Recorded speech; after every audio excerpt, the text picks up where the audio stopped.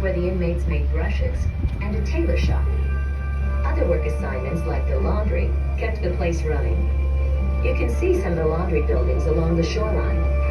Above them, on top of the hill, is the prison's water tower. Alcatraz really is a rock.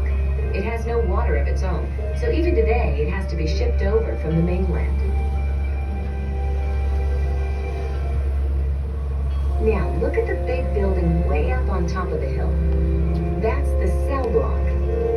Inside are rows and rows of dismal cells. So small a man could barely stretch out in them. Rules were strict. For much of each day, inmates weren't allowed to talk with each other or the guards. No radios, no cards or letters, and relatives could only visit 2 hours per month. The psychological toll was great, said to make mean men even meaner. The routine is what was a killer on the island. It was so monotonous. You know, every day was the same thing. And if you asked me what I did last Thursday, I couldn't tell you, because the days all ran together.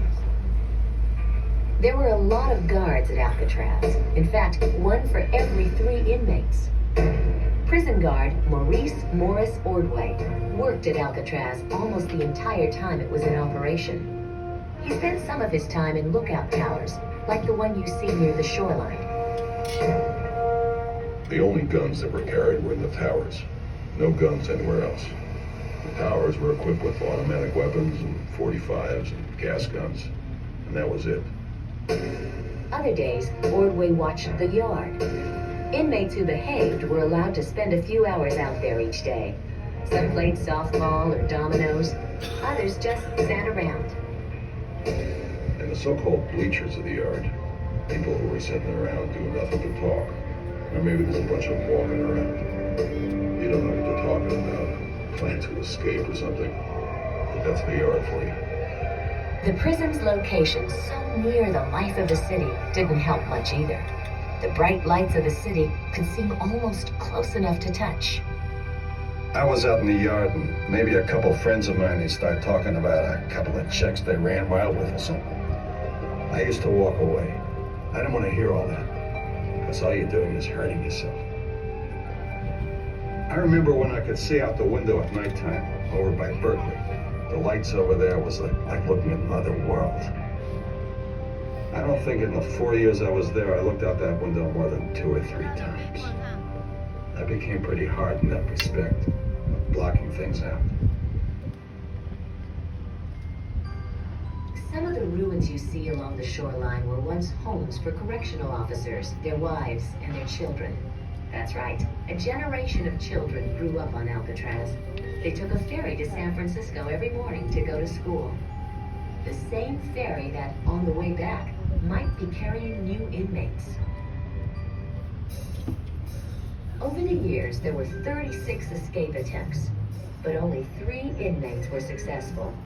They were the Anglin brothers, who escaped in 1962 by using kitchen spoons to spread the bars of ventilators on the back of their cells.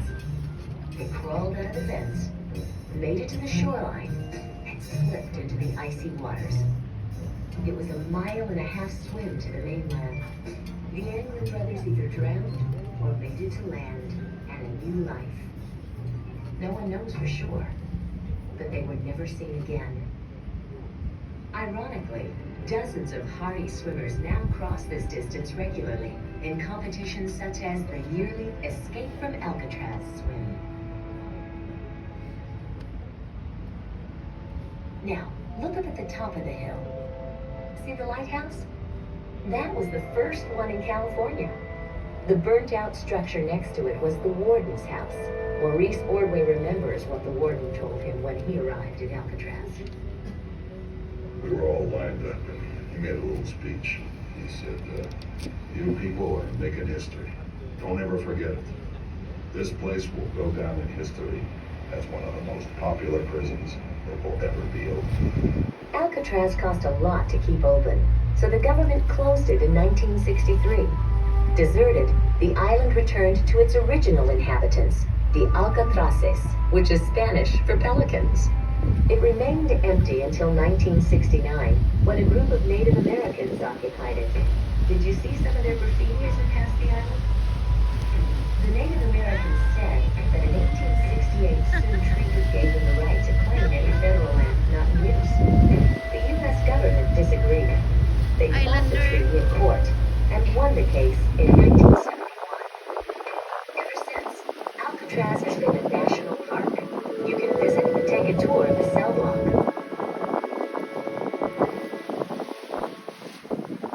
For maritime security reasons, we will need to close the restrooms 10 minutes prior to landing at Pier 43.5. If needed, please be sure to use the restrooms now.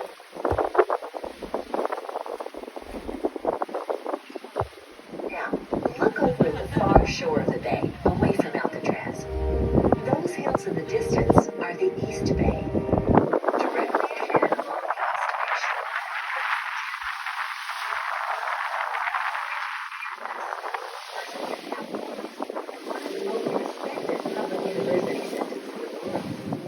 on a clear day, you can see the slender tower, which is the campanile, the bell tower that serenades the student body every day. To the right of her is the city of Oakland, one of the busiest shipping ports on the West Coast. The hills above both towns were the scene of another part of life in California, wildfire. After the long, dry summers around here, the native grasses are tender, waiting to be torched by the slightest spark. On a bright October afternoon in 1991, that's just what happened. Within minutes, the sky turned a dark, smoky black. Sheets of fire rolled down the hills in blaze. Many people had no warning and were forced to run from their homes. The heat was so intense, trees exploded, and pieces of cars melted and ran into the gutter. Burning debris blew across the bay and covered houses in San Francisco with a layer of ash. When the smoke cleared, almost 3,500 homes were destroyed. Many families lost everything they had, and some, their lives. It was the largest urban wildland fire in the history of the United States.